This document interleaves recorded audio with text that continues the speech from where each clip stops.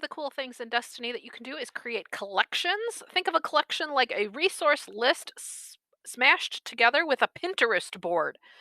So to get to collections, you click the hamburger and you go to collections, and you'll see two different kinds of collections: public collections, which are collections the staff and teachers at the school make, and private collections, which are your collections that you can make on your own.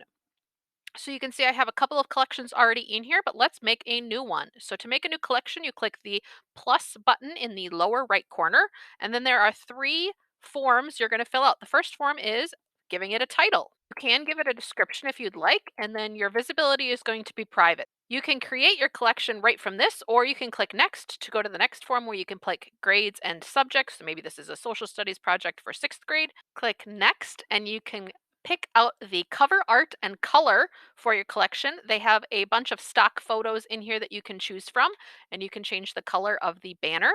And then you would click create to create your collection. There are two ways to add things to your collection. One, if you would like to add a library item, you are not going to use this add an item button.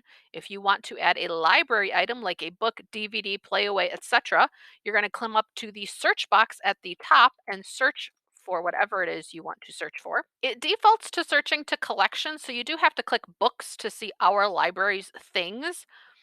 And then once you find something you'd like to add to a collection, on the right side, click Add to Collection and pick the collection you want to add it to. You'll get a message saying it has been added.